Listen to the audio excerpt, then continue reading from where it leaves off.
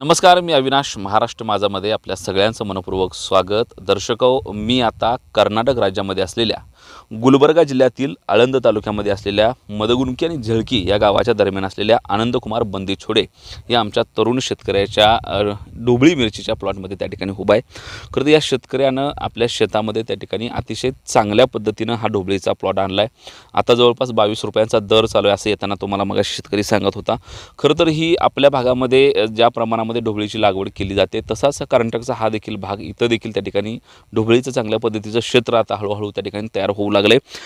नेमका कशा पद्धतीने उत्पन्न घेता येतं, नियोजन कसं केलं जातं, वातावरण काय, या सगळ्या गोष्टींच्या चर्चा करण्यासाठी खरं तर मी या शेतकऱ्यासोबत उभा आहे. खरं तर आपण नेहमीच महाराष्ट्रात आणि विशेषतः सोलापूर जिल्ह्यामध्ये पंढरपूर आपला जो भाग आहे त्या भागामध्ये सतत शेतकऱ्यांशी वेगवेगळ्या विषयाच्या संदर्भामध्ये बोलत असतो. परंतु आज एवढ्या लांब येऊन इथं त्या ठिकाणी या शेतकऱ्यासोबत बोलत असताना की वेगळ्या पद्धतीची मजा आहे. आज हार्वेस्टिंग सुरू आहे. प्लॉट मी आलो तर मला प्लॉटची आवडलेली सगळ्यात चांगली गोष्ट म्हणजे प्लॉटला सेटिंग भरमसाठ आहे. प्रचंड सेटिंगमध्ये प्लॉट आहे. काही अडचणी ह्या संपूर्ण ह्या शेतीमध्ये आहेतच, त्या देखील बोलून जाणून घ्यायच्या आहेत. परंतु ह्या सगळ्याला सुरुवात करण्यापूर्वी अशा एखाद्या भागामध्ये आपण मिरचीची लागवड करावी असं कधी वाटलं आणि मग पुढं काय केलं? नाही, मी खूप दिवसापासून हे अनेक पिकामध्ये विचार करतो आहे. ज्याच्यामध्ये पपई असेल, कलिंगड असेल, आम्ही केलो. काही आमच्या थोडंसं अनुभव कमीमुळं थोडंसं आम्हाला काही अडचणी पण आल्या. त्यानंतर मी सांगोला ट्रॅकमधले, त्यानंतर विटा साईडचे काही लोकांचे मी जे यूट्यूबला त्यांनी व्हिडिओ बघितलं की बाबा ढोबळीमध्ये एवढा चांगला पैसा होतो, एवढं चांगलं उत्पन्न आणलं जातं. मग ते सांगोला, कटपळ, तिकडचे लक्ष्मीनगर, तिकडचे, त्यानंतर आमच्या इकडं सोलापूरजवळ पडसाळी, इकडच्या लोकांचे खूप काही असे ढोबळी प्लॉट बघितल्यानंतर असं लक्षात आलं की आपण पण लावून बघू. आणि त्यानंतर आपल्या इथं माझा निप्परगा जे एक क्षेत्र आहे, इथं ऑलरेडी खूप 5-6 वर्षापासून ढोबळी मिरची आणा लागलेत. मग ते वाटलं की आपण पण चांगलं उत्पन्न काय करू शकतो का, म्हणून आम्ही एक ट्राय केला ह्यावर्षी. आणि ह्यावर्षी ट्राय केल्यानंतर अशा पद्धतीने हे पीक ह्यावेळी आपल्याला बघायला मिळतोय. साधारण 2 एकराचा प्लॉट आहे. किती रोपं लागली आणि कुठली व्हरायटी? आपल्याकडं हे 2 एकराच्या ह्याच्यामध्ये 6 फुटी सरीनुसार 6x6 2 रोपं बसवलेले आहेत आणि त्या हिशोबाने 21,000 रोपं बसलेले आहेत. साधारणतः 2 एकरामध्ये म्हणजे साधारणतः 75 गुंठ्याचा जमीन भरतो माझा. त्यामध्ये बेळगाव पोपटी आर्या या व्हरायटी आम्ही निवड केलेली आहे. हां, हे 21,000 रोपं लागले. 21,000 रोपं. अंतर किती आहे म्हणलं? असं आपल्या 2 बेडमधलं अंतर बघितलं तर 6 फुटी आहे. आणि 2 रोपामध्ये जर अंतर बघितला 1.25 फुटी एक समोर एक असं या पद्धतीने 1.25 फुटीवर 2 रोपं आम्ही बसवलेले आहेत. रोपं कुठून आणली? रोपं मी बेगमपूर नर्सरी जी आहे, सचिन जाधव साहेब जे आहेत त्यांच्याकडून बेगमपूरमधून आपण मी हे नर्सरीतून रोप आणलेले आहेत. जाधव नर्सरीतून आणलेले आहेत. बरं, कधी एवढ्या लांब कसं काय आलं तुम्ही? नाही, जाधव साहेबांची माझी खूप जुनी ओळख आहे. कारण मी माझ्या ज्या क्षेत्रामध्ये मी कृषी व्यवसाय, माझा जो व्यवसाय आहे त्या व्यवसायामध्ये मी जे काम करत असताना त्यांची माझी ओळख झाली. 2012 साली ज्यावेळी त्यांनी ऊसाची रोपं देत होते त्यावेळी मी त्यांच्या माझ्या मित्र सर्कलमध्ये त्यांच्याकडून मी ऊसाची रोपं त्यांना मी मागून दिले होते. तसंच मी स्वतः पण ऊसाची रोपं त्यांच्याकडून घेतले होते. त्याच्यानंतर मग त्यांची रोपं मी बघितले, खूप चांगली क्वालिटी वाटले मला. मग त्यावेळी मी म्हणलं की दादा मला 21,000 रोपांची अवेलेबल करून द्या. मग ते 21,000 रोपं त्यांनी पाठवल्यानंतर मी त्यांच्याकडून घेतलं. हे कशी असतात रोपं? आता ही वेगवेगळी रोपं आणली म्हणतात, क्वालिटी असते का रोपाला? क्वालिटीचं जर बघितलं तर प्रत्येकांची क्वालिटी एक वेगवेगळ्यानुसार आहे. पण जाधव साहेबांची जे क्वालिटीचे रोपांची जर बघितलं तर एकदम मला एकदम चांगलं वाटले. कारण कुठलं थ्रिप्सचा अटॅक किंवा हार्डिंगचा जो रोपांची क्वालिटी असू द्या, आणि एकदम चांगले रोपं त्यांनी मला दिलेले आहेत. बरं, आणि आमच्या भागातली नर्सरी, मी त्या नर्सरीसोबत बरेच व्हिडिओ केलेत, बरंच काम त्या नर्सरीसोबत माझं नेहमी चालतं. कारण तिथल्या रोपांच्या संदर्भात शेतकरी कायम हाच विश्वास राहिला आहे की क्वालिटी रोपांची अतिशय चांगली असते. मग ती झेंडूमधली असो, कलिंगड्यामधली असो, पपईमधली असो किंवा तुमच्या आता मिरचीमधली असो. तर ही आर्या नावाची व्हरायटी तुम्ही तुमच्या शेतामध्ये लावली आहे. मला पहिलं सांगा की व्हरायटीमध्ये बघून काय वाटते, चांगली वाटते का? खूप चांगली व्हरायटी आहे. तुम्ही सेटिंग बघू शकता, त्यानंतर उत्पन्न, त्यानंतर हे मी पहिल्यांदा जरी करून जर एवढा चांगला प्लॉट जर आणू शकत असेल तर तुम्ही 100% बघू शकता की व्हरायटी किती चांगली आहे. आणि विश्वासाबद्दल बोलायचं असेल तर काही विशेष नाही आहे. कारण जाधव साहेबांची 2012 आज ओळख आहे. तर विश्वास आहे म्हणून तर आज आम्ही एकमेकाशी टिकलेला आहे. आणि असं काही विषय नाही. पण विश्वासाबद्दल, जाधव साहेबाबद्दल, नर्सरीबद्दल बोलायचं असेल तर एकदम चांगला विषय आहे. पुन्हा मिरचीवर येत असताना 21,000 रोपांची लागवड केली आहे. आत्ता मिरची कुठल्या स्टेजला आहे, किती तोडे गेलेत, आतापर्यंत किती माल गेला आणि काय दर भेटले? आजचा जर बघितलं तर 24 तारीख आज आहे. आजच्या दिवसाला हे 54-55 दिवसाचं प्लॉट आहे. बर 55 दिवसामध्ये आपला दुसरा तोडा चालू आहे. बर पहिला तोडा जे आहे मी साधारणतः 42 दिवसाला तोडला होता. त्यानंतर हा दुसरा तोडा चालू आहे. पहिल्या तोड्यामध्ये मी 2 टन माल पालवला आहे. आता ह्यामध्ये आता तोडत यायला लागलेत, साधारणतः 5 टनापर्यंत माल जाईल. ह्याच्यामध्ये समाधान आहे का एवढं खूप उत्पन्न? समाधानी आहे, खूप समाधानी आहे. काय एकूण ही मिरचीची लागवड करत असताना शेतकरी म्हणून काय पद्धतीच्या समस्या ह्यात येऊ शकतात आणि त्या उपाययोजना कशा करता येतील, किंवा शेतकऱ्यांना काय सांगताल की ढोबळीची लागवड करत असताना काळजी काय घेतली पाहिजे आणि उपाययोजना काय केल्या पाहिजे? साहेब, हे डोबळी एकाचं बघून किंवा आपण चांगलं झालं म्हणून लगेच करणं हा एवढा सोपा विषय डोबळीचा नाही आहे. कारण डोबळीमध्ये तुम्हाला चांगलंही तेवढंच आहे, वाईटही तेवढंच आहे. पण आपण जिद्द आणि चिकाटीनं जर केलं तर होतं आहे. आणि हे 100% गॅरंटी आहे. कारण हे जे रोपं आहेत आणि ते रोपं आल्यापासून सुरुवातीपासून ह्याच्यामध्ये थ्रिप्स अटॅक असतो. थ्रिप्स आणि त्यानंतर फ्लॉवरिंगमध्ये आलं तर खूप 1-2 वर्षापासून जे काही शेतकऱ्यांना त्रास देतो आहे, आम्हाला त्रास देतो आहे, ब्लॅक थ्रिप्सचा अटॅक आहे. त्यामुळं बोकडनं, त्यानंतर भुरी, पावसाचा जर पाऊस जर जास्त झाला किंवा कमी जास्त जरी झाला, पाण्याचं प्रमाण जास्त कमी झाला तर कॉलर रूट येणं, त्यानंतर मर येणं, असे खूप समस्या याच्यामध्ये आहेत. पण ते समस्यावर मात करत गेला तर पिकाची चांगली आहे. पिकाची जपणूक किंवा जतन करत असताना पिकं लागवडीपासून त्याची काळजी घेणं गरजेचं आहे. आता हे मल्चिंग पेपर डुंबे बांधणी केले, आता तिथून सुरुवात करूया. डुंब्याखाली काय नेमकं लागवड करताना किंवा मिरची लोप लावताना काय भरले, खत भरणी काय केली आहे, खताचं नियोजन कसं असतं? बघा साहेब, हे आम्ही ज्यावेळी लावायचं ज्यावेळी आमचं थोडं नियोजन एकदमच ठरलं, त्यामुळे तेवढं म्हणावं तसं आपल्याला ह्याला चांगलं असं मशागत मला तेवढं करता आलं नाही आहे. पण तरी त्यामध्ये पण चांगलं थोडंसं मशागत केलं. एकदा नांगरून त्यानं करून घेतलं, त्यानंतर एकदा 2दा लूटर मारलं. लूटर मारल्यानंतर मग आम्ही एक बेड सोडलं. आम्ही इथं आमच्याकडं असं बेड सोडायचे यंत्रणा अशी एवढी आमच्याकडे तेवढी विकसित नसल्यामुळं जे लहान ट्रॅक्टर आहेत त्या लहान ट्रॅक्टरच आम्ही बेड सोडून घेतलं. बेड सोडून काय केलं, मग मी ह्याच्यामध्ये एक बेसळ डोस देखील टाकला. बेसळ डोसमध्ये DAP असेल, त्यानंतर थोडं सुपर असेल, त्यानंतर मिक्स मायक्रोन्यूट्रियनचं एक किट असेल आणि त्यानंतर थोडासा MOP असेल. हे एक डोस एक संतुलित न्यूट्रिशनचा एक मात्रा दिला. त्यानंतर आम्ही काय केलं, एक कोटारीचा मल्चिंग पेपर वापरला. आम्ही 21 मायक्रॉनचा एक कोटारीचं मल्चिंग घेतलं आहे आणि त्यानंतर ड्रीप देखील टाकून मल्चिंग वापरून घेतल्यानंतर पूर्ण एक दिवस पूर्ण ओलं करून घेतला. ओलं करून मग त्याला आपल्या 1.25 फुटाच्या अंतरानं मग 2 होल घेऊन आपण रोपाची लागण केली. बरं, खत भरणीनंतर जेव्हा रोप लागवडी होते त्यावेळी ड्रिंचिंग हा त्यातला फार महत्त्वाचा प्रकार आहे. आळवणी त्या कशा केल्या? मग मी रोपं लावल्या काय केलं साहेब, रोपं लावल्यानंतर मग सुरुवातीला होमिका सीड आणि एक टाटाचा रॅली गोल्ड हे एक मायक्रोरायझा एकत्र दिलं.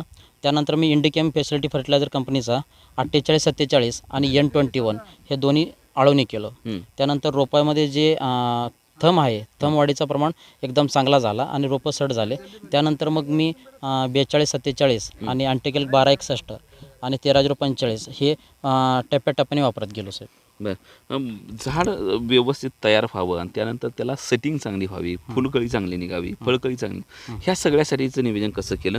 सेटिंग व्हावी, कळ्या चांगल्या निघाव्या ह्यासाठी काय केलं? सेटिंगसाठी मी तोच आपला 42-47 एकदा वापरला आहे. 42-47 वापरल्यानंतर खूप प्रमाणात कळी निघाले साहेब. 42-47 आणि त्यासोबत थोडासा झाड आपल्याला उचलून देण्यासाठी N21चा देखील त्याला वापर केला. 42-47 आणि N21 वापरल्यामुळे एकदम चांगल्या प्रमाणात कळी निघालेले आहेत. आणि कळी असं वाटायला लागले की हे कळी आता सध्याला खूप झाले. मला हे कळीचं फक्त साईजमध्ये रूपांतर मला करायचं आहे. त्यासाठी मी आता 48-47 हे खत पण देतोय, त्याच्यानेच ते साईज येईल. ह्या प्रमाणात माझा जो विचार आहे की 48-47ने साईज येईल आणि त्या कळी कंटिन्यू जे पुढं कळी आहेत त्याला आपण सेटिंगमध्ये रूपांतर करून घेता येईल. मिरची हे पीक तसं संघर्ष करायला लावणारं पीक आहे. त्यात मोठी राबणूक, मोठं नियोजन लागते. रोगराईचं प्रमाण कसं असतं मिरचीवर, कुठले रोग पडतात आणि त्याचं नियोजन कसं शेतकऱ्यांनी केलं पाहिजे? साहेब, ह्याच्यामध्ये जर सुरुवातीच्या स्टेजला बघितलं तर खूप पाऊसच नव्हता. पाऊस नसल्यामुळे थोडासा आपल्याला लाल कोळीचा अटॅक होतो. लाल कोळीमध्ये मार्केटमधले आबासीन, त्यानंतर मी बायर कंपनीचा ओबेरॉन असले हे फवारणी लाल कोळीसाठी घेतो आहे. त्यानंतर काही अधूनमधून जरी थोडा जरी पाऊस झाला, वातावरण बदल झाला तर भुरीचा पण अटॅक येऊ शकतो. मग मी एक मायक्रोबोटानिल कंटेंट असलेला एक सिस्टेन हे एक फवारणी घेतलं. त्यानंतर कस्टोडियाची एक फवारणी घेतली की ते मल्टिपल काम करतील, भुरी दावणी करप्यासाठी काम करतील. तशाच प्रकारे आपण असे आलटून फवारणी घेत गेलो.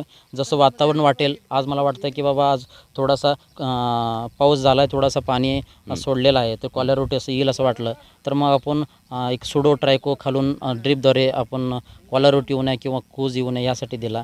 त्यानंतर मग मेथालॅक्झिल 35% एक आळवणी केली, ज्याच्यानं बुरशीनाशकाचा एक उपाय होईल म्हणून. असे बुरशीनाशक आणि कीटनाशक हे आलटून पलटून वापरत चाललो आहे. त्यानंतर आता थ्रिप्ससाठी खूप चांगले प्रोडक्ट मी वापरलेले आहेत.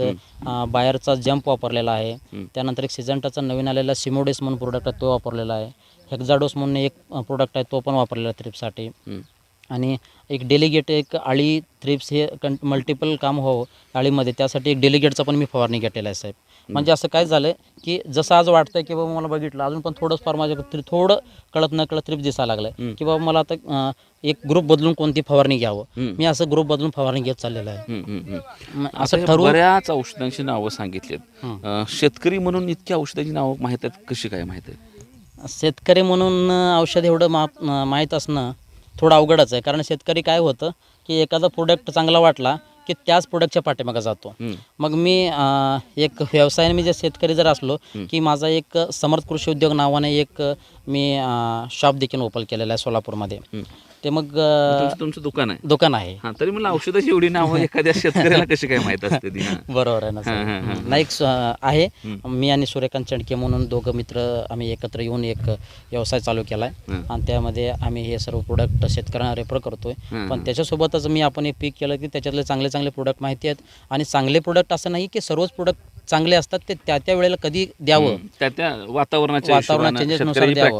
प्रॅक्टिस कशी आहे आणि आता बाजारभाव काय आहे. बरं, एकूण हे ढोबळीची लागवड करत असताना 2 एकरामध्ये अंदाजे उत्पन्न काय निघेल, आतापर्यंत किती निघलं, दर काय चालू हे बोलूच, पण खर्च किती झाला आहे? खर्च काय झाला साहेब, असं एकंदरीत खर्च प्रत्येक वेळे परफेक्टली आपण लिहून ठेवलं पाहिजे. पण माझं काय झालं की तेवढं परफेक्ट मी लिहून नाही ठेवलं. घरचं आहे म्हणून आणून टाकले तसं काय नाही आहे. पण तरी काय होतं की साधारणतः एक अंदाजे किंवा 99% जर काही खर्च नाही लिहिला असला तरी 99% जे माझा खर्च आहे तर साधारणतः हे आत्तापर्यंत एक 2 लाखापर्यंतचा ह्या प्लॉटला खर्च आलेला आहे. 2 एकराला? 2 एकराला रोपांसहित सगळं? रोपांचं जर अजून रोपांचं धरलं तरी 2.5 लाखापर्यंत खर्च येईल. 2.5 लाखाचा खर्च होईल. बरं, आणि मग आता ही दुसरा तोडा आज सुरू आहे, पहिली पाळवणी झाली, एक मागचा दर कसा भेटला होता? मागचा दर मला 19 रुपयाने भेटला होता.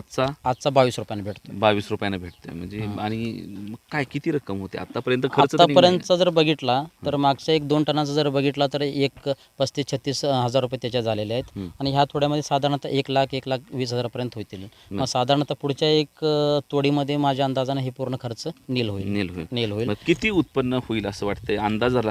सेटिंग बघितली तर भरमसाठ सेटिंग आहे, अगदी बुडापासून ते शेंड्यापर्यंत. म्हणजे खाली साईज फुगली आहे, तिथून ते वर शेंड्याला पुन्हा फुलकळी सुरू आहे, नवीन निघायला लागले, असं बरंच चित्र मला बघायला मिळतंय. त्यामुळं मी जेव्हा प्लॉटमध्ये फिरत होतो ते व्हिडिओ काढत होतो त्यावेळेला मला समाधान ते फार होतं की सेटिंग शेतकऱ्यासाठी भरपूर झाली आहे ती.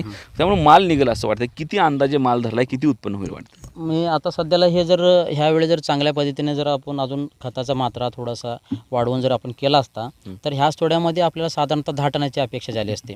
पण बाजारभाव थोडं पुढं वाढेल ह्या हिशोबाने मी आपण त्याला तेवढं म्हणावं तेवढं अजून साईज देत नाहीये. पण पुढच्या तोड्याला जर आपण व्यवस्थित नियोजन केला तर हे 21,000 रोपामध्ये पुढचा तोडा एक 10 टनाचा होईल. मग मी खूप असं अपेक्षा नाही करत की हे असे एक 7-8 जरी तोडे झाले तर साधारणतः ह्या प्लॉटमध्ये एक 50 ते 60 टनाची 60 टन उत्पादन निघेल एवढं माझा अंदाज आहे. आणि सरासरी 2 लाखांना अजून पुढचा किती खर्च होऊ शकतो तिथपर्यंत? खर्च आहे कंटिन्यू, त्याला खतं देणं, औषध निम्म खर्च होतो. साधारणतः नाही बघितलं तरी हे एक 50-60 टनाची ह्याच रेटनं जरी गेला तर एक 10 लाख रुपयाची जर उत्पन्न होईल. त्याच्यात एक खर्च एक 3-4 लाख वजा करता 6 लाख रुपये उत्पन्न राहतील असा अंदाज आहे. बरं, आतापर्यंतचा दिवस आणि इथून पुढं त्या संपूर्ण तोडाहून प्लॉट निघेपर्यंतचा दिवस धरला तर हा 10 लाख उत्पन्न होण्याचा कालावधी किती? 10 लाख उत्पन्न होण्यासाठी कमीत कमी इथून अजून पुढं साधारणतः आपल्याला 2 ते 2.5 महिने जावं लागतील. साधारणतः 70 महिने झाले. आतापर्यंत 54 दिवस झालेले आहेत, म्हणजे 2 महिन्याला अजून 6 दिवस कमी आहेत. हे 2 आणि ती 2 धरले तर एक 4-4.5 4.5 महिने महिने कालावधी आहे. पण 4-4.5 महिन्याच्या कालावधीमध्ये खर्च जाऊन एक 20 रुपयाचा दर जरी सापडला सरासरी तरी देखील त्या ठिकाणी 6-7 लाख रुपयांचा नफा शेतकऱ्याला मिळू शकतो. त्यामुळे शेतकऱ्यानं या शेतीकडे यायला हरकत आहे असं वाटतंय का, किंवा अशा लागवडी व्हाव्या असं वाटतंय का? नाही, अशा लागवडी व्हावेत आणि शेतकऱ्याला शेतीमध्ये कधीच नुकसान नाही आहे. आज मी स्वतः देखील ह्या शेती क्षेत्राशी खूप आवडीनं मी जुडलेलो आहे. पण काय होतं की शेती क्षेत्रामध्ये संयम खूप पाहिजे. कधी हेच दिवस असतील असं काही सांगता येत नाही आहे. कधी कधी काय येतो, मंदी खूप येते, त्यावेळी आपण मॅनेजमेंट करून एक 2-2.5 लाख रुपये एक नियोजन केलेलं असतं. त्या नियोजनात कधी शेतकऱ्याला खर्च नाही निघाला तर कर्जबाजारी होणं, त्यानंतर मग ते असे अडचणी पण येतात.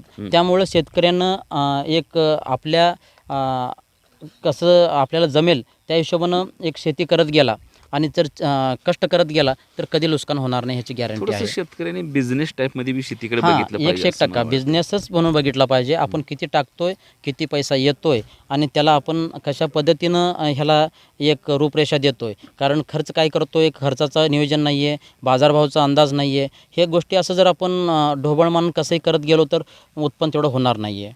उत्पन्न होणार नाही आहे. हे प्रत्येक गोष्टी ज्या आहेत हे आपल्याला बिझनेससारखंच करावं लागणार आहे. आणि विशेषतः हे करणं सोपं आहे, कारण तुलनेनं तरुण पिढी मोठ्या संख्येनं इकडे येते आहे. ह्या शेती क्षेत्रामध्ये यायला लागले, ती आली पण पाहिजे. दुर्दैवानं मध्यंतरीच्या काळामध्ये आनंद हा शेतीच्या बाबतीतला काळ इतका निगेटिव्ह गेला आहे. म्हणजे कुणाही शेतकऱ्याला असं वाटत नव्हतं की आपल्या पोरानं शेती केली पाहिजे. ते पुण्याला मुंबईला 10-15 हजारात जाऊन चिटकून काम करू दे, परंतु शहरामध्ये जाऊन काम केलं पाहिजे अशी आमची मानसिकता होती. तुमच्या कर्नाटकात काय मला माहीत नाही, परंतु शेतीबद्दल असंच वातावरण होतं की शेती परवडत नाही आहे, शेती करण्यापेक्षा काय तर उद्योग केलेला बरा, बाहेर जाऊन काय तर बघायचं. आणि मग एवढं मोठं आपल्या हाताशी असलेलं पाणी, हाताशी असलेली जमीन, हे एवढं मोठं भांडवल, त्या भांडवलामध्ये देखील जर वेगळ्या पद्धतीचं नियोजन घालून तो बिझनेस केला तर त्यातनं चांगल्या पद्धतीचं उत्पन्न घेता येऊ शकतं. हा विचार मध्यंतरीच्या काळामध्ये झाला नाही आणि शेतीबद्दल प्रचंड निगेटिव्हिटी मार्केटमध्ये गेली. त्याबद्दल काय सांगा? ना, शेतीबद्दल निगेटिव्ह म्हणजे कसं, एखादा आपण व्यवसाय करण्यासाठी भांडवलाचे नियोजन करतो, तसं शेतीसाठी पण भांडवलाची गरज आहे. आज शेती भांडवल नसताना शेती होत नाही अशी कंडिशन आता ह्या झालेला आहे. कारण आज आपण कुठले खतं घ्यायला जावं, औषध घ्यायला जावं, मल्चिंग घ्यायला जावं, त्यानंतर प्रत्येक लेबरचा खर्च, हे प्रत्येक खर्च आहेच. आपण शेतकरी दररोजच्या त्याच्या जीवनामध्ये त्याला खर्चाचा आणि त्याला ताळमेळ बसायला तयार नाही. मग असं काहीतरी नवीन डेअरिंग करायला एखाद्या वेळेस बाजारभाव नाही भेटला तर तो अडचणीत येतो, हे 100% माहीत आहे. पण त्या अडचणीवर मात करायचं असेल तर शेती हाच पर्याय आहे. शेती हाच पर्याय आहे. जर तो इथं झालेलं नुकसान इथंच भरून काढावं लागतो आणि इथं अनलिमिटेड आहे. आणि फक्त काय करावं लागेल, आज मी ढोबळे केलो, चांगलं झालं, पुढच्या वेळी मी सोडून दिलं, असं नाही आहे. हे कंटिन्यू एक चढ उतार. आज टमाट्याचे 3,000 रुपये कॅरेटचे पण दिवस बघितलेत. आज अजून टमाटर अजून रोडवर टाकायची वेळ आलेली आहे. पण ते 3,000 कॅरेट असताना एकेकांचे असे काही ऐकून आहे की त्याच्या आयुष्यात तो तेवढं कमवू शकत नाही आहे. पण असे दिवस येतात. एक चांगला दिवस येतो, एक वाईट दिवस येतो. पण इथं सातत्य करून जर एक चांगल्या नॉलेज घेऊन आणि एक बिझनेस माइंडनं जर शेती केलं तर 100% इथं शेतीमध्ये उत्पन्न निघू शकतं. निश्चितपणानं मी देखील मध्यंतरीच्या काळामध्ये व्यापाऱ्यांकडे ज्यावेळेला मुंबईला पुण्याला गेलो होतो त्यावेळेला व्यापाऱ्यांचं देखील हेच म्हणणं येत होतं की शेतीमध्ये काही महिने किंवा काही दिवस वर्षातले हे लूज असतात, काही दिवस हे हाय रेट मिळणारे दिवस असतात. आणि त्या सगळ्या चक्रामध्ये जर आपल्याला ती सापडायचं असेल तर सतत एखाद्या पिकाची लागवड करत जाणं, सातत्य राखणं, त्यासाठी भांडवल शिल्लकीत ठेवणं, भांडवलाची रचना करून ठेवणं, ह्या सगळ्या गोष्टी त्या ठिकाणी अतिशय महत्त्वाच्या असतात. खरं तर अतिशय चांगलं नियोजन केलं आहे. आपला कृषी व्यवसाय सांभाळत त्या ठिकाणी आपल्या शेतीमध्ये चांगल्या पद्धतीनं या तरुण शेतकऱ्यांनी त्या ठिकाणी अशा पद्धतीने मिरचीचा प्लॉट आणला आहे. आर्या नावाच्या ह्या व्हरायटीची लागवड करून शेतकऱ्यांनी त्या ठिकाणी या व्हरायटीची रोपं बेगमपूरच्या जाधव नर्सरीमधून आणलेत. खरं तर अनेक वेळा आपण बेगमपूरच्या जाधव नर्सरीचे सचिन जाधव यांच्याशी देखील बोललो आहे. परवा दिवशी बालाजी लोहकर यांची मुलाखत केली, त्यावेळेला देखील ती सगळी रोपं, तो सगळा कंटेंट तिथं सचिन जाधवांच्याच रिलेटेड होता. म्हणजे ती एक नर्सरी शेतकऱ्यांसोबत त्या भागामध्ये काम करण्यासोबतच कर्नाटकातल्या या इकडच्या झळकी किंवा हा जो भाग आहे गुलबर्गा, ह्या सगळ्या मोठ्या भागामध्ये देखील त्या ठिकाणी जाधव नर्सरीचं काम चांगल्या पद्धतीने चाललं आहे. जर 10-12 वर्ष असे शेतकरी जर त्या जाधव नर्सरीशी जोडून असतील तर निश्चितपणानं व्यवसायामधली जी गुणवत्ता आहे, व्यवसायामधली खात्री क्वालिटी आहे, ती क्वालिटी त्या नर्सरीने निश्चितपणानं जपली आहे. त्यामुळं आमच्या भागातला एक नर्सरीवाला तुमच्यापर्यंत पोहोचला आहे याचा आम्हाला देखील समाधान आहे. आणि तुम्ही या भागामध्ये राहून आपला कृषी व्यवसाय करत अशा पद्धतीने जी शेती करताय, ज्या शेतीमधून उद्या चांगल्या पद्धतीचं उत्पन्न येणार आहे, ते उत्पन्न पाहून खरं तर निश्चितपणानं समाधान वाटते. मी म्हणालो तसं शेती क्षेत्रामध्ये प्रचंड निगेटिव्हिटी भरले, निराशा भरले. ती झटकून टाकायची असेल तर शेतीकडे बिझनेस माइंडेड लोकांनी बघायची आता गरज आहे.